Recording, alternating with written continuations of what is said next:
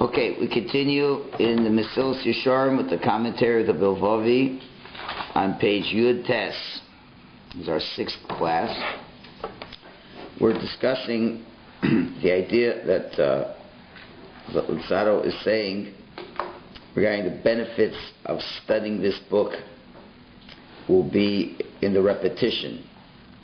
And he's saying it's possible that your intellect, your seichel, your mind may not find very many insights here, but the benefit is from constant repetition, remembering things that is forgotten by people by nature, and to place upon their heart the obligations that they are not aware of anymore. So we're discussing the difference between the heart and the mind. And it's a question of the mind. We've said it many times now, that the idea is that if the heart is open, is ready, then the information is able to get into the heart and become something that one really wants to live with and wants to memorize. And one enjoys repeating it over and over and over. And we're discussing how to make this happen, and he says part of it is we have to understand what the spiritual realm is all about. And he says the biggest challenge we have is we don't know what the spiritual realm is.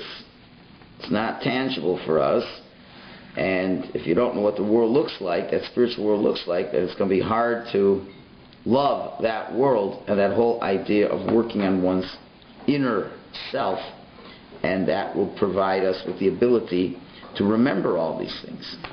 So we're on page Yud Tes now.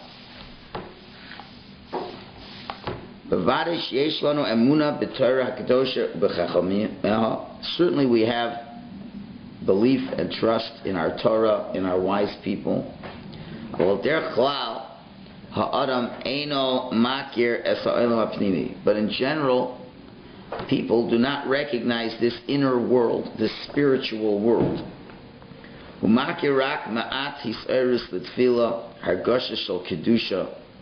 He recognizes but a little of an arousal during prayer, a feeling of holiness. And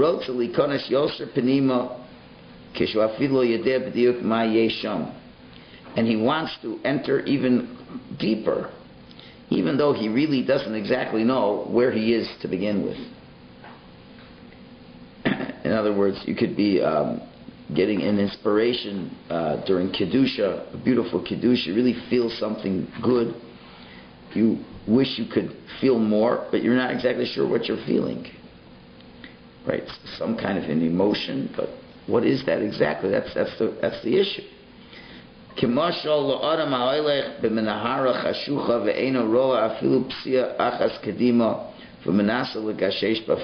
Someone's going through the dark. Not exactly what a Nahara is. It could be a fog or whatever, but whatever. It's a darkness, and he can't even see the next step in front of him, and he's trying to go through the dark to get somewhere. So it's the same day. You're in the dark. We're in the dark spiritually. We enter into a spiritual world. We're trying to, but we don't really understand what the reality of the spiritual world is. So in the world of the soul, in the depths of our soul, we don't really relate to it as a reality. It's kind of, something out there, and I really don't know what it is. So, on the other hand, when a person buys a piece of land, even though you don't see the land, and you're buying it from out of town, but he does understand that that land is real. He understands what he's buying for the land. When he buys a refrigerator, he understands that a refrigerator is real. But when a person goes into the spiritual world, just using a Gemara expression, just looking at something in just a general way, that doesn't acquire something for you. He doesn't understand the nature of this thing called the spiritual world. He doesn't relate to it like something that is real. Hu mevin onam sheyesh avos Hashem, yiras Hashem, midas tovas akiras Hashem. He knows of the concepts of love of Hashem, fear of Hashem, good midos, being close to Hashem. We all are aware these things exist. Avol ein lo musag mahi hamitzias ados, but we have no handle, we have no comprehension of what that reality is all about. We don't know what it means to love Hashem. Don't know what it means. We don't know what it means to be close to Hashem. We don't get it. So we're groping in the dark, and certainly when we're learning concepts relating to that, it's going to be hard to remember these concepts. They're not penetrating into our hearts, so it's difficult because we just don't know what that world's all about. Certainly, God forbid, if a person has no faith in Hashem at all, he's not going to do anything. But even if someone does believe, al pirov, the majority of those situations, but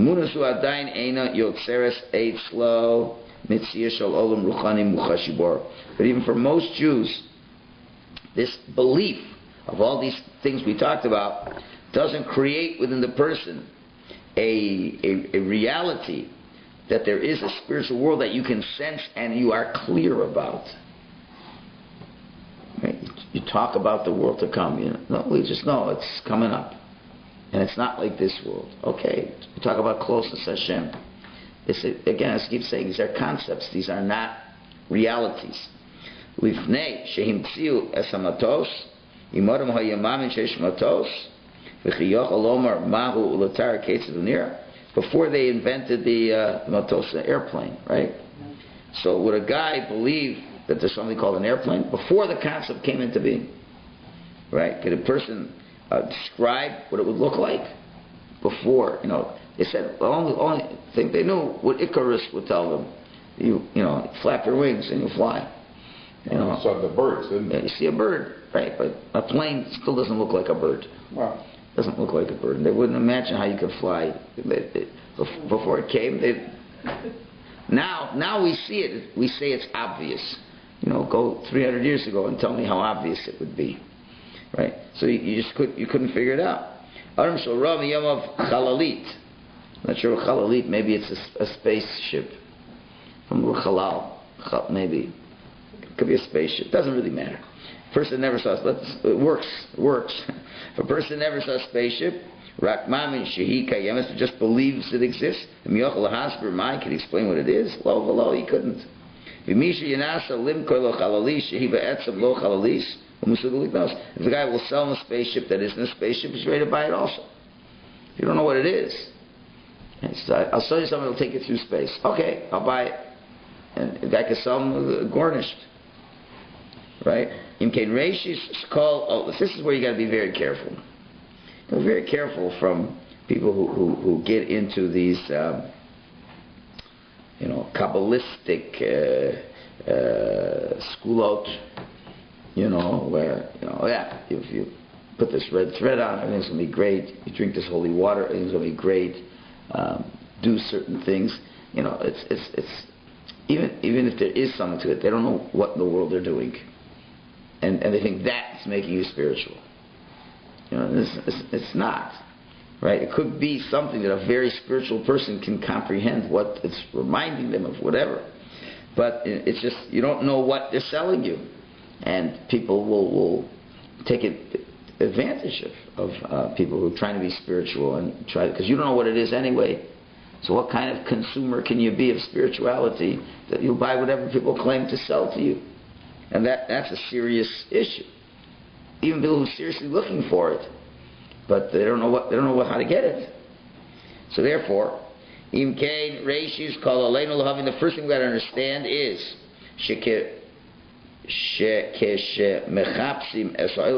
when you're searching for the spiritual world, even though there is a great yearning in the soul, everybody according to their level, if he really wants to get close, to achieve certain comprehensions of this, to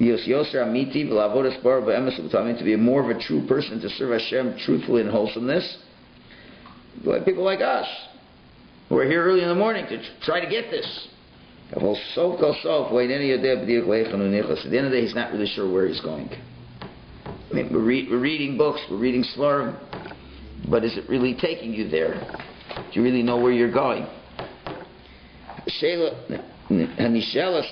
the question to ask is, how can a person clarify this? How can a person begin to at least understand what this world is, let alone try to enter this world? And to that simple question, he goes for many pages. Many pages. Because there's a lot of ideas he has to bring across to get us to that point. So we have to be very patient. Yeah? Just before we go to those pages, when we learn Derech Hashem, we learned that's what mitzvahs are. They're the vehicle to get close. They're the vehicle, but you don't know where it's taking you. No. If you have to get to a destination and you don't know where the destination is, I can give you the best car in the world and you could drive ours, but you have no directions. No, I understand, but it's almost like it's an infinite destination. You could always get closer. You could always do more and get closer. I understand, but let's even begin to get close. Somebody who's just a spiritual person, No, he's talking about the mitzvahs. He's saying, he's saying, Luzzatto says the mitzvahs are what gets you there. Fine, but you still, they don't know where they're going. You just put on a tallis, it's not taking you anywhere if you don't have any destination. And this word God is too general of a term. It's a concept. Where do you want to go? I know where I want to go. I'll tell you exactly where I want to go. I want to go to a fun place that's not expensive, where it's sunny all day long, never rains, where there's lots of happy people around. And so where is that? I don't know. I don't know where it is. I don't know such a place. But that's where I'd like to go. Right? That's what we went in the previous sefer, falling in love with a concept. The shadchan says, I have a wonderful girl for you. Yeah, so look, tell me about it. It says all the qualities. Where is she? It's the concept. I don't have the person, but I have the concept. Right? So I'll buy flowers and then give it to the concept. Who am I giving it to? I'm going out on a date with the concept. Drive the car. I'll pretend to open the door, close the door, go around and start talking to a concept. Right? That's the problem. The spiritual realm is a concept. It's not real for most people. So even you do the mitzvahs. Okay, I'm doing the mitzvahs. So what doing the mitzvahs isn't... he's right. Certainly doing the mitzvahs does it. But in Derech Hashem, Luzzatto gave you the framework. He gave us all the true concepts in Derech Hashem. Right? The point of Mesillat Yesharim says, okay, now I'm going to make it real. Derech Hashem was speaking to the mind. And you have to have the basic concepts. Yes, doing mitzvahs is what you have to do. And everything, so you now can explain and answer the questions about the concept. You have the 6 concepts about Hashem. Got to know them. Right? What's the purpose of man in this world? The concepts. It's all concepts of what prophecy is. Concept of reward and punishment. It's a very exact and precise. This is the fundamental beliefs of a Jew, and you have to know all the concepts. No question about it. But it's still not just like after the concepts of marriage. If you don't have the concepts of marriage, don't even bother to get married. Don't waste your time. You know what I'm saying? If the concept is, first of all, it's a boy to a girl. It's a very important concept. Right? If you don't know that, then there's something to talk about. Right? It's the concept of giving, the concept of being one. All the concepts. Fine. Now, can you find me a girl? Well, I don't have any girls for you. Okay, so now the next job is go find a girl and now see what you could do. Now, if you know the concepts, let's see if you can. But you have to have a real girl. So with a person, it's easier because it's a real person. With Hashem, that's what the problem is. Now, how you're going to access Hashem is different than how you access a husband or wife. Right? So that's why you need Mesillat Yesharim to take that now. And you need someone who can explain the Mesillat Yesharim in a way that it takes it from the conceptual realm to the actual realm. That's the problem. We're going to put on our tefillin in 20 minutes, and it's not going to do a lot for most of us. Why? Because you're putting the tefillin on for a concept. You're not putting it on for something real. Because we don't know what world we're in. Where is this spiritual world?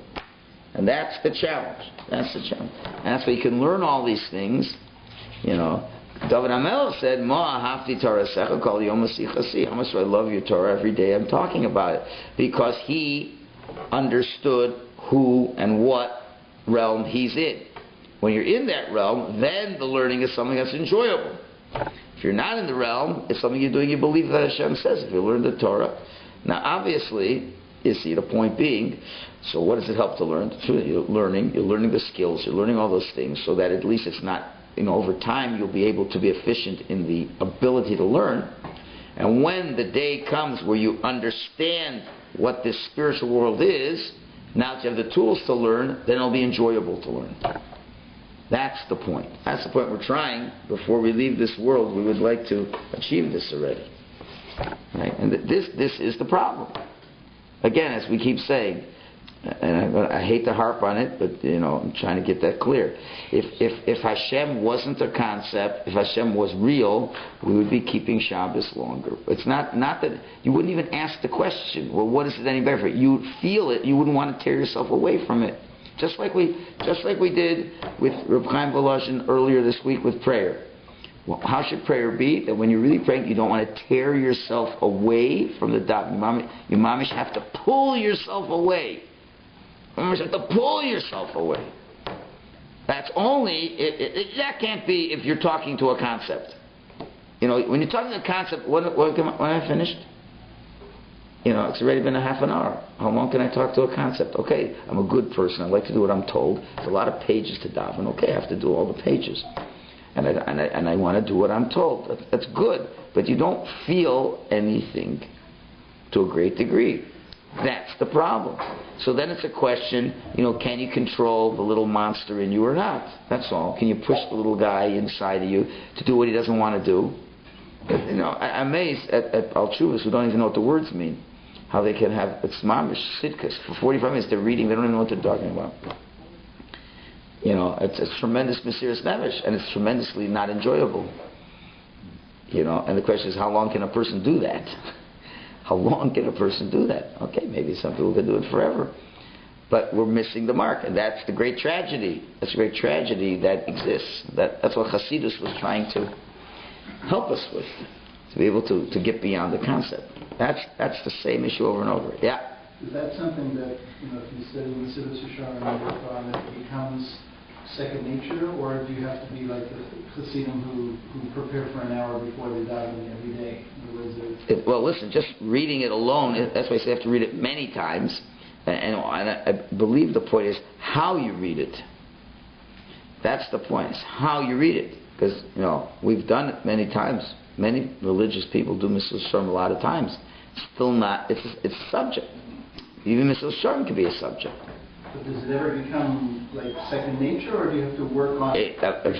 Once you get into that world, and you know what that world is. Until you get in that world, it's almost the same challenge of being a Navi. Once you've had a Nevuah, your life's never the same again. Once you've gone into that new world, so the same thing, once you have tasted that spiritual world, and you've been able to get into that world, then life's never the same anymore. So that's the challenge. That is the challenge. And once you're in that world, it's very hard to describe it to the next guy. What?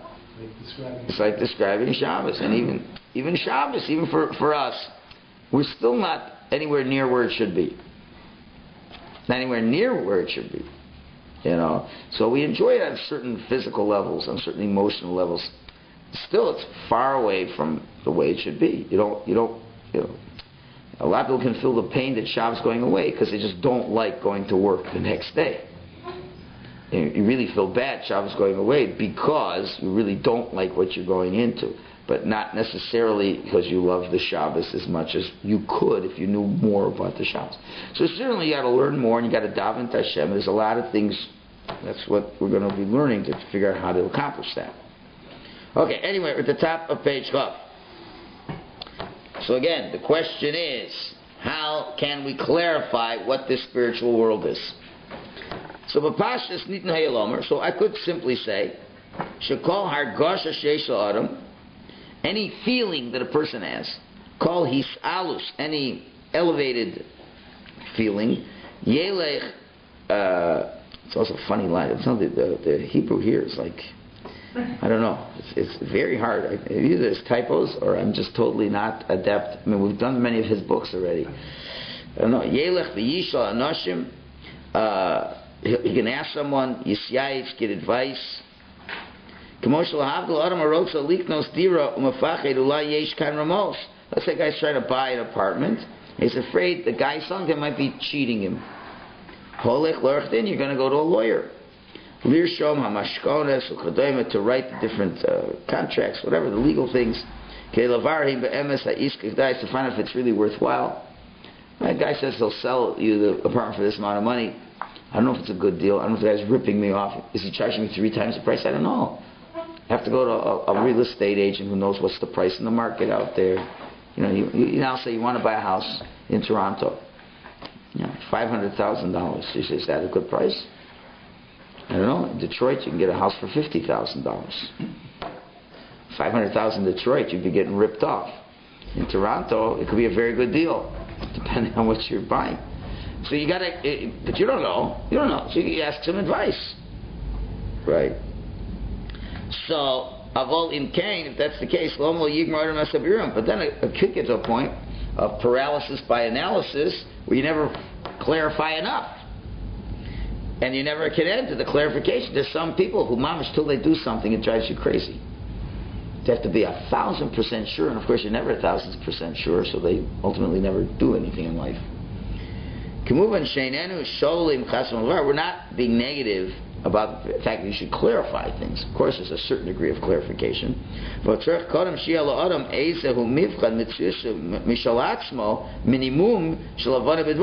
person has to have some kind of reality check, a test within himself, of a minimal amount of understanding. Then you begin to ask. Let me give you an example. In other words, you'll see what he's going to say in a minute. He's going to say you have to have a certain amount of clarity to even begin to ask the question. You know, and sometimes you can tell the way the person asks the question, they don't know what they're talking about. He's going to, the example will clarify it. You want to buy an apartment. Okay. Ain't no kesef. You ain't got no money. Of course, that's the way it always works. You go to the bank. I guess for the mortgage department there. You want to have a loan. And they're going to tell if you want to buy this house, that the mortgage is going to cost 3,000 shekel a month. That's what's going to, they tell you, hey, for this kind of house, 3,000 shekel a month. For you there, Shemaskurto hachodshim omeres al alpayim ushvamiyos shekel. He knows that the wages he gets per month, his total wages, is 2,700, and the mortgage is 3,000. Okay. Now, besides the mortgage, there's still food, clothes, utilities, this, that, all these other things in life. Okay. Now you go, and you want to buy, and you know it's going to cost you 3,000 shekel a month just to pay the mortgage, and you only make 2,700 shekel. Would you go to anybody and ask advice? Is it a good idea for me to get this mortgage? I don't know. I don't know if I can make the mortgage payments every month. Do you think I can make it? So no one in the right mind would go. If you know anything about finance, you'd say, I'm making 2,700, it's 3,000, there's no way I can get it. Forget it. No house. So would you go to someone and say, I'm not sure. I'm really in a quandary. Should I take the mortgage or not? So by the question, we understand the guy is so out to lunch in the idea of paying a mortgage, we can't even begin to talk to this guy. Right? He's in another world. Now, if there are people like that means they have no sense of money. No sense of money. They have no sense of what it means to live on this planet. Right? There's serious problems if a person comes to a mortgage broker and says, well, my bank says it's 3,000, I'm at 27, can you finance for me? Is it a worthwhile thing? Think I'll be able to make it? I say, you're nuts. Right? On the other hand, imhu mispar nes mishivas alpayim alafim hoyetzarach livdok haimu masugal lahasher shosh salam alav. Let's say the guy's income is 7,000 shekel a month. Now it's a good shaila. I make 7,000 a month. The mortgage is 3,000. Will I be able to make it? Okay, now you got some formulas we can begin to work with. What's the percentage that the mortgage could be? Okay, that's not really the best. Usually you want to make it about a quarter of your earnings, a third, right? But now you're dealing with almost 50%. Okay, at least there's something to ask, because now, okay, maybe, now I understand he's asking. Then he'll go to get advice, and he'll say, Tireh, look, haribis shechol alos. They could say, well, maybe the mortgage rate's going to go up. Today it's 3,000. In another 3 years, when your term's up, it can go up to 5,000. So that's a factor. Hakutzpaos alula loredes. I'm not sure what that is. Other things can go down. Kol mine nesunim shalav l'kach b'cheshbon. There's lots of things to calculate. Okay, at least there's something to talk about. Now I understand why you need advice. Because you at least have a basic understanding that you have to have a lot more money every week, every month, in order to pay a mortgage. So Klomer means to say, Adam holech lis yaitz. What's the point we're trying to bring out of here? A person goes to get advice. Only when you have some positive direction. But there's one aspect that you're in doubt. Where the guy from the East says, there's no way. You don't want anybody for advice. If you go to an expert, the guy goes to the most famous mortgage broker, and he says, I want to know, should I take the mortgage out? He says, what's the mortgage? 3,000. How much you making? 2,700. The guy, the expert knows in front of him, this guy doesn't know his right from his left. He doesn't know what he's talking about. Okay, that's all a physical example. So now how do we plug it into what we're dealing with over here? Okay, here's another paragraph that's hard to understand.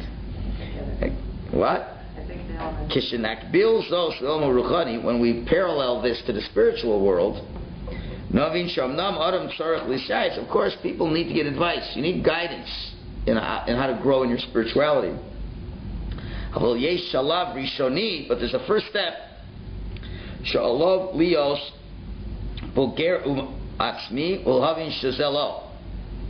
Okay, this is the tricky line. There's a first step that a person has to have a certain strength of maturity to understand. Again, shazelo. Again, we're not sure what the word shazelo. I think, based on what we're saying, now that I've read this, it makes more sense. I think what he's saying is that also in the area of spirituality, just like he's talking about. Yeah, but the words. I understand what he's saying, but I don't see how it fits into the words. This particular thing, this is not shaya. This is like you have to have a certain. Okay. So maybe you need a certain maturity to know that this isn't it. This isn't it. That this isn't it. It's not possible. Yeah. Okay, but then once you finish that stage, then you can go and get some advice. Again, it's in other words, the person has. But then again, there's nothing to ask advice if you don't know what it is. You're not asking advice for that. You say shazelo. Okay, I know 2,700 doesn't pay for 3,000. So that's the first step, to know what you. I guess the first step is to know what you can't get. Oh, look, he didn't. I understand what he should have said. The analogy he said, and then he goes to look for a smaller house. Like he's not spelling it out. But he says you have to have. But he's saying you have to have the maturity to know what is not spirituality. This is not it. Now, why you need maturity, we'll have to see. Okay, but once you understand what's not it, again, then you seek for advice. Okay, it'll get clarified as we go ahead.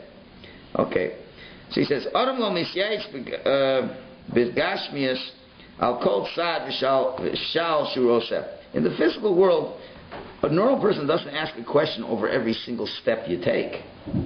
You don't go to an expert to say, should I buy this key or that key? Should I buy plastic cups? Should I buy acrylic cups? You don't go to experts for that.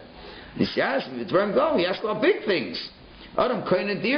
You buy, although nowadays, every Mishigas, will give you advice. Right? Yeah.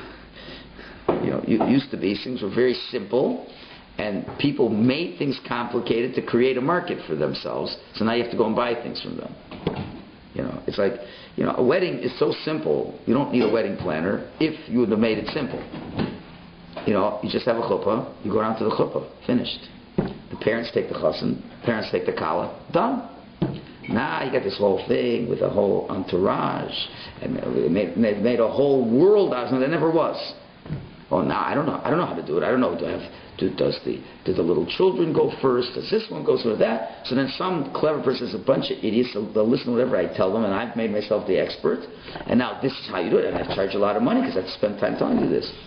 Sometimes you create a whole realm that never existed because people are foolish enough to accept that there is such a realm, right? You just, how much time should I get pictures? Who needs pictures at a wedding? So you've created all these things that aren't really have nothing to do with it. So to make all those things that have nothing to do with it, you're right. You've created an artificial world that normal people don't live in artificial worlds. You need an expert to teach how to live in an artificial world. So it could be even the littlest things. But in a normal world, you don't ask. If you have to ask somebody, I can't buy anything unless I have a planner for me. I don't know how to go food shopping without my food planner. You don't have to ask big people advice. For those things, you don't ask advice. But for big things, you're buying a house. You better ask some advice because that's a big thing. You don't know anything about it, but you do know one thing. It costs money. You're spending money, and you don't want to get ripped off. Okay, so then you're going to ask some advice, but at least you know what you're talking about. Right. So, Adam Cohen Nadir, you're buying a house. He's afraid. He says you go and ask for advice. You can't ask details, advice on every detail of life. So there are partial bar. We understand that that's real. You can't ask every single thing. Okay, so now,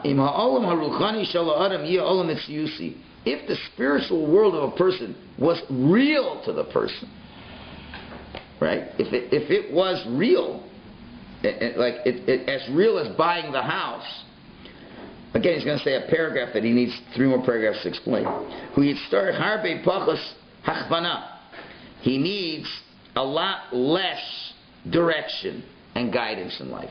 If you are real in that world, then you need less direction. You still need direction, but less. To the degree that the spiritual world is not real, he needs more direction. Let me explain. Everybody knows there's a concept called earth, ground, and a concept called a house. We need to know okay,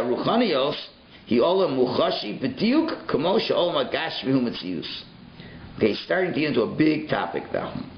You have to understand that the spiritual world is a world that can be felt exactly as much as a physical world is real and can be felt. You are able to feel this, just like you can feel what breakfast tastes like. You should be able to feel the spiritual world. There's different ways to feel it, but it's got to be as real. The problem is that the physical world, we sense it. And it's not just an idea, not just a concept. We understand it. We feel it. We believe there's a spiritual world because we don't feel it. And the point is, you have to be able to feel it just like anything else. You have to be as real with your spiritual world as you are with your physical world. A person knows there's a spiritual world. He knows it exists. And he wants to go with it further. It's great. It's a great level that you believe it. But on the other hand, he could be a person who's cut off from it. He lives in a non-real reality. He lives in a non-reality. Kumamim she'olam hazeh kaim, because he believes that this world exists. Avol klapav zel einenu metzius shu chosh. But opposite that, there isn't a reality that he senses. In other words, there's a physical world that you sense, but the spiritual world you don't sense. If a person feels that spirituality is real, to the same degree that he feels that the physical world exists. So now, when you go into the spiritual world, you go on firm ground. You're treading on firm territory. But if you're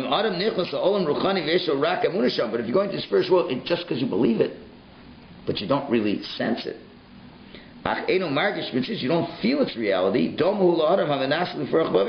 like a person who wants to fly in the air. Can you fly in a physical world just with your hands? No. You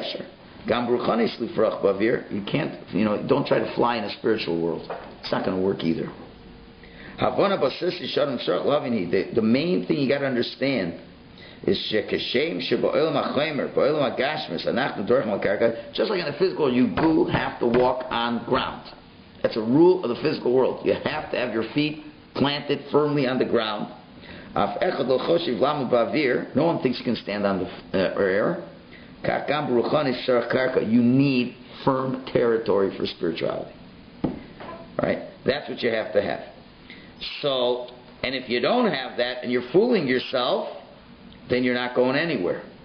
So therefore, the first thing you got to realize is what is not spirituality. If you think that this is spirituality and it's not, then you're just trying to fly in the air. So you have to have a firm understanding what it is. So that's going to be the next question. Ma karka ruburuchonis. What is the firm turf of spirituality? In physicality, we see the earth. We know about it. We know we don't build buildings in the air. We know to build a building in its ground. But in the spiritual world, in Avodas Hashem, we also need a space. We need some kind of turf. What is that?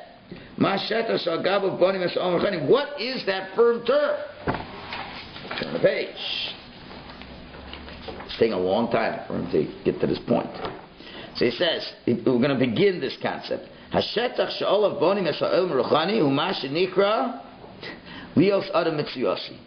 first place of turf to become spiritual is what we call to be a real person. To be real, meaning to be honest and real with who you are and what you're trying to expect. And have reasonable expectations. And he's going to give the first example.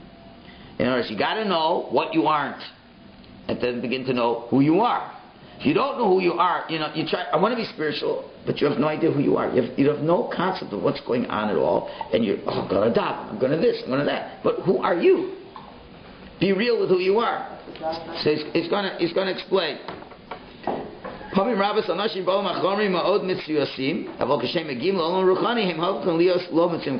interesting. In the physical world, you have people who in the physical world are very real. They do everything that makes sense.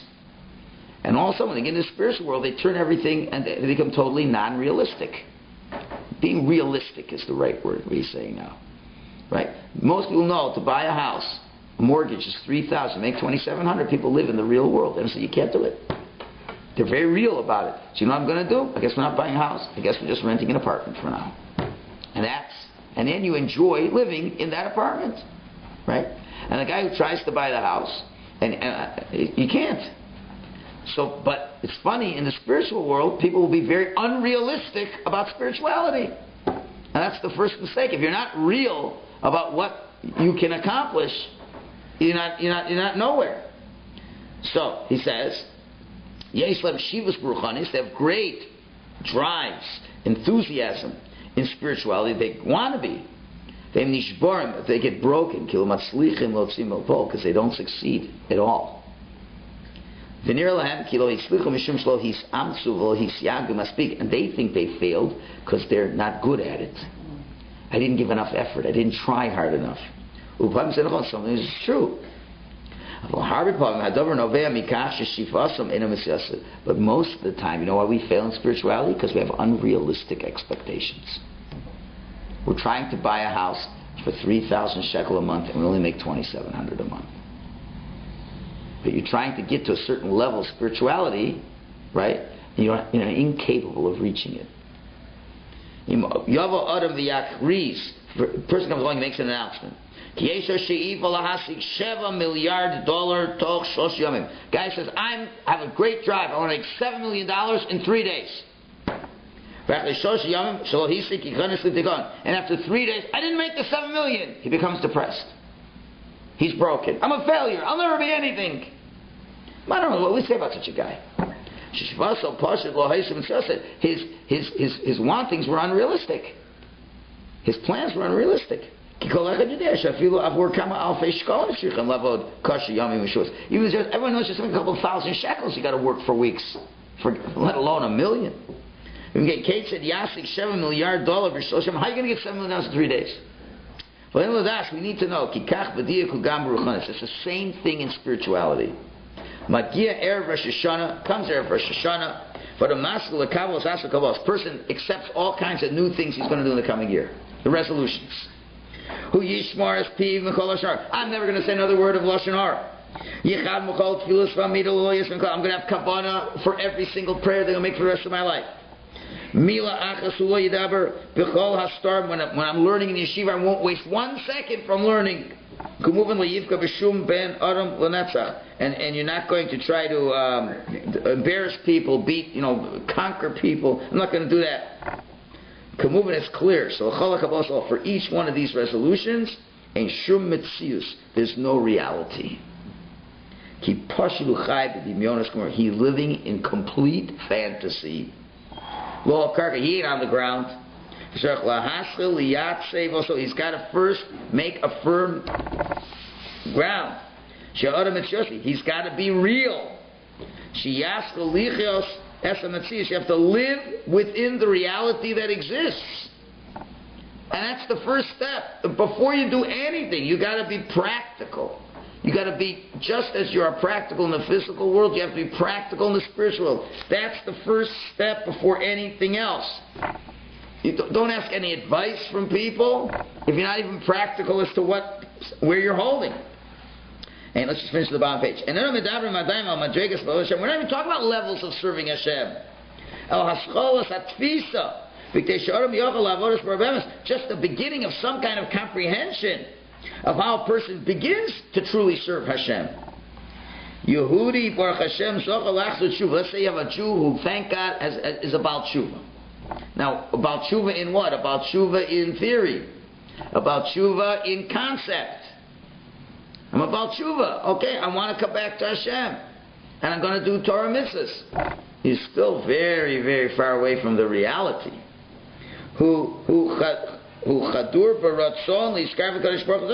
It penetrates in you this desire to get close to Hashem. You want to learn this Torah. Also, what does he do? He closes his business immediately. Kishu muftal, and there's no way of getting any income now. He says, I close down my business that makes $100,000 a year. I'm closing it down. He hurries right away to buy a dira in Yerushalayim, $1,300 for $1,300 a month, right? Because he thinks, how are you going to pay for this? Wait a minute, Hashem Yazor. Hashem will help. I now have a munah. I have a munah now, because I'm about tshuva.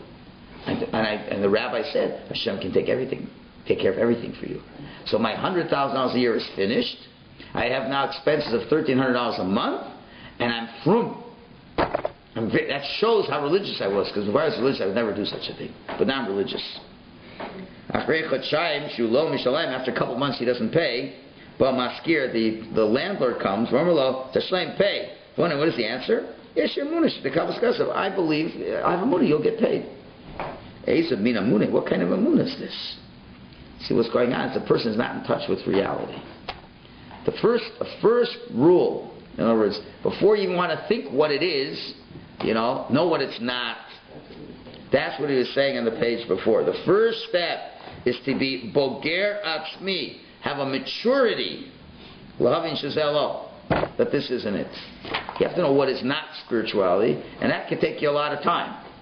To know what's not spirituality, well, I have emunah. I haven't been working for months, and I'm not even trying to find a job. But boy, I'm learning a lot of Torah. Meanwhile, you're racking up debts beyond belief, and then they're gonna, what they're gonna happen to you? They're gonna throw you in jail. And go try to observe your Judaism when you're in jail. So the first thing is you got to be realistic, and that's the first step. We're still very far away, but without being realistic, can it begin to approach